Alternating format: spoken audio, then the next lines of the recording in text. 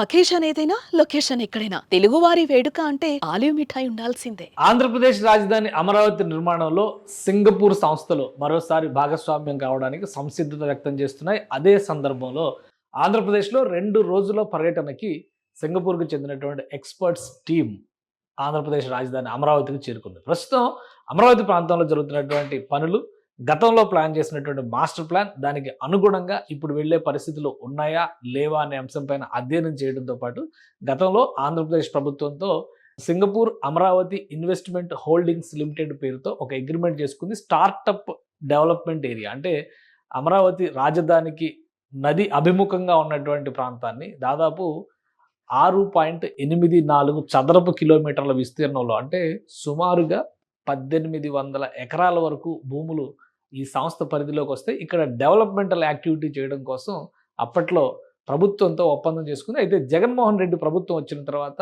ఈ ఒప్పందం అమలు విషయంలో, అమరావతి నిర్మాణ విషయంలో కూడా భిన్నమైన అభిప్రాయాలు వచ్చిన నేపథ్యంలో కోర్టు పరిధిలోకి వెళ్ళి సమస్యను జటిలం చేసుకునే కంటే ఆర్బిట్రేషన్ ద్వారా పరిష్కరించుకోవాలంటూ అప్పటి ఆర్థిక శాఖ మంత్రి బుగ్గన రాజేంద్రనాథ్ రెడ్డి సింగపూర్ వెళ్ళి మరి ఈ కన్సార్షియంని రద్దు చేసే విధంగా అవతల పక్షాన్ని ఒప్పించారు. ఆ క్రమంలోనే ఇది పూర్తిగా రద్దయింది. ఇప్పుడు మళ్ళీ ఆ సంస్థతో ఆంధ్రప్రదేశ్ ప్రభుత్వం సంప్రదింపులు ప్రారంభించింది. కూటమి ప్రభుత్వం ఏర్పడిన తర్వాత గత 3-4 నెలలుగా దీనిపైన కరస్పాండెన్సెస్ జరిగినాయి. ఫైనల్గా సింగపూర్ నుంచి ఎక్స్పర్ట్స్ టీం ఒకటి అమరావతిలో పర్యటిస్తోంది. అసలు ఈ స్టార్టప్ ఏరియా ఏంటి, అక్కడ ఎలాంటి ప్రాజెక్ట్ని చేపట్టబోతున్నారు ఒకసారి విశ్లేషించేటువంటి ప్రయత్నం చేద్దాం. గతంలో ఇచ్చినటువంటి ప్లాన్ ప్రకారం చూస్తే కనుక క్యాపిటల్ సిటీ మొత్తం 217 చదరపు కిలోమీటర్ల వైశాల్యంలో ఉంటే అందులో 6.84 చదరపు కిలోమీటర్ల వైశాల్యంలో ఒక స్టార్టప్ ఏరియాని డెవలప్ చేయాలనేటువంటి ప్రణాళికని అప్పట్లో చంద్రబాబు నాయుడు ప్రభుత్వం ప్రతిపాదించింది. ఇంకా క్లియర్గా చెప్పాలంటే ఇక్కడ ఉన్నటువంటి అమరావతి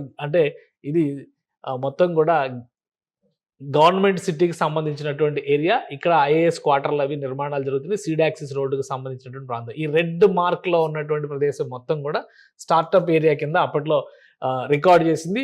6.84 స్క్వేర్ కిలోమీటర్స్ అంటే దాదాపుగా 1800 ఎకరాల భూములు ఈ పరిధిలోకి వస్తాయి. పూర్తిగా సింగపూర్లో ఎలా అయితే టూరిజం పట్ల డెవలప్మెంట్ చేసేటువంటి ప్రణాళికలను రూపొందించారో, ప్రాజెక్టులు, ఇండస్ట్రియల్ పార్కులు, అలానే టూరిజము, ఎకోసిస్టమ్ వీటన్నిటిని కూడా ఇంటిగ్రేట్ చేస్తూ నదికి అభిముఖంగా చేసేటువంటిది కాబట్టి నదీ వనరులు ఏవి దెబ్బతినకుండా దీన్ని ఎలా డెవలప్మెంట్ చేయాలనేటువంటి దానిపైన ప్రత్యేకంగా కసరత్తు చేయడానికి సింగపూర్ టీంకి ఆంధ్రప్రదేశ్ ప్రభుత్వం అప్పట్లో ఈ బాధ్యతను అప్పగించింది. దీనిపైన అధ్యయనం చేసిన తర్వాత సింగపూరు, ఇండియా, జపాన్, జర్మనీ ఇలా ఒక 5-6 దేశాలకు చెందినటువంటి ఎక్స్పర్ట్ కంపెనీస్తో ఒక కన్సార్షియం ఏర్పాటు చేశారు. ఆ కన్సార్షియం పేరే Singapore Amaravati investment holdings limited అనేటువంటి పేరు చేసి పెట్టారు. దీంతో అమరావతి డెవలప్మెంట్ కార్పొరేషన్ అప్పట్లో ఒక ఒప్పందం చేసుకుంది. ఈ ఒప్పందం ప్రకారం వచ్చే 15 ఏళ్లలో దశల వారీగా అంటే 3 దశలుగా ఈ స్టార్టప్ ఏరియాను మొత్తం కూడా ఈ కన్సార్షియం డెవలప్ చేసేటువంటి బాధ్యతను తీసుకుంటుంది. ప్రపంచవ్యాప్తంగా ఉన్నటువంటి ప్రఖ్యాత సంస్థల్ని, నిర్మాణ సంస్థల్ని, వివిధ రకాల కార్యకలాపాలు చేసేటువంటి స్టార్టప్ కంపెనీలని ఇక్కడ తీసుకొస్తారు. వాటికి కావాల్సినటువంటి ఎకోసిస్టమ్ని డెవలప్ చేస్తారు. దీనికి ప్రతిగా ఆంధ్రప్రదేశ్ ప్రభుత్వం కొంత భూభాగాన్ని ఇందులో డెవలప్ చేయడం ద్వారా వాటి నుంచి వచ్చేటువంటి రెంటల్ సిస్టమ్ ద్వారా ఈ కన్సార్షియం నడిచే విధంగా ఒక ఆర్థికపరమైనటువంటి ప్రణాళికని రూపొందించారు. అంటే ప్రభుత్వం దీనిలో ఇన్వెస్ట్మెంట్ పెట్టదు, కేవలం భూమి మాత్రమే ప్రభుత్వం కేటాయిస్తుంది. ఆ భూమిని డెవలప్ చేసి ఆ భూమి ద్వారా డెవలప్ అయినటువంటి దానిలో వచ్చేటువంటి ఆదాయం కొంత రాష్ట్ర ప్రభుత్వానికి వెళ్తే కొంత ఆ కంపెనీకి వెళ్లే విధంగా ఒప్పందాలు జరిగినాయి. ఇప్పుడు అవన్నీ కూడా రద్దయిపోయినటువంటి ఒప్పందాలు కాబట్టి తాజాగా ఉన్నటువంటి పరిస్థితుల్లో ఎలాంటి ఒప్పందాలు చేసుకోవడానికి ఆస్కారం ఉంది. అలానే మారినటువంటి 5 ఏళ్ల పరిస్థితుల్ని అధ్యయనం చేసిన తర్వాత ఆంధ్రప్రదేశ్లో అమరావతి రాజధానిలో ఎటువంటి మార్పులు రాబోతున్నాయి అనేటువంటి అంశాలపైన ఈ 2 రోజుల పాటు సింగపూర్ బృందం అధ్యయనం చేయబోతుంది. అధికారులతో పాటు ముఖ్యమంత్రి చంద్రబాబు నాయుడుతో కూడా సంబంధిత వివిధ శాఖల మంత్రులు, అధికారులతో కూడా ఈ బృందం భేటీ అవుతుంది. ఫైనల్గా ఒక కన్క్లూజన్ వచ్చిన తర్వాత ఈ స్టార్టప్ ఏరియా డెవలప్మెంట్కి సంబంధించి ఒక యాక్షన్ ప్లాన్ని ఈ బృందం రూపొందిస్తుంది. దాని ప్రకారం ఆంధ్రప్రదేశ్ ప్రభుత్వంతో కొత్త ఒప్పందం జరిగేటువంటి అవకాశం ఉంది. సో ఒక దశ అయిపోయింది. ఎందుకంటే ప్రభుత్వానికి సంబంధించినటువంటి భవనాలు, ప్రభుత్వ సంస్థలకు సంబంధించినటువంటి భవనాల నిర్మాణం, ప్రభుత్వం చేయాల్సినటువంటి ఇన్ఫ్రాస్ట్రక్చర్ డెవలప్మెంట్ అమరావతి ప్రాంతంలో శరవేగంగా ముందుకు వెళ్ళడానికి కావాల్సిన ప్రణాళికని రాష్ట్ర ప్రభుత్వం సిద్ధం చేసింది.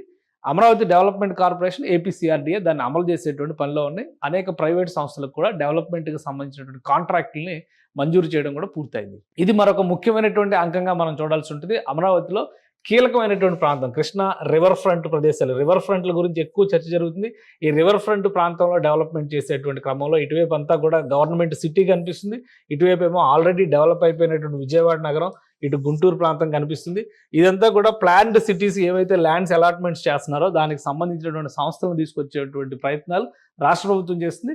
ఇక ఈ ఏరియా మొత్తం డెవలప్ చేసేటువంటి బాధ్యతల్ని ఈ కన్సార్షియం ఏ విధంగా టేకప్ చేయబోతుంది, మారినటువంటి పరిస్థితుల్ని అధ్యయనం చేయడంతో పాటు కొత్తగా తీసుకురావాల్సినటువంటి మార్పులపైన కూడా ఈ బృందం కొన్ని సూచనలు సమాలోచనలు చేస్తుంది. ఈ డెవలప్మెంట్ అంతా కూడా ప్రైవేటు సంస్థలు, వివిధ ఆర్థిక సంస్థలు ఇచ్చేటువంటి ఆర్థిక సహకారం లేదా రుణాల ద్వారానే జరుగుతుందని చెప్పని రాష్ట్ర ప్రభుత్వం చెప్తుంది. సో ప్రాథమిక చర్చలు ఒక విధంగా ఇప్పుడు మొదలైనట్టు, గతంలో రద్దయినటువంటి ఒప్పందాన్ని యథాతథంగా పునరుద్ధరించడమా లేదా మారిన పరిస్థితుల నేపథ్యంలో కొత్త కండిషన్స్ ఏమైనా వస్తాయా అనేది మాత్రం ఒక ఆసక్తికరమైనటువంటి అంశంగా కనిపిస్తోంది. సుమన్ టీవీలో మీ పర్సనల్ అండ్ బిజినెస్ ప్రమోషన్స్ కోసం కింది నెంబర్కి కాంటాక్ట్ చేయండి.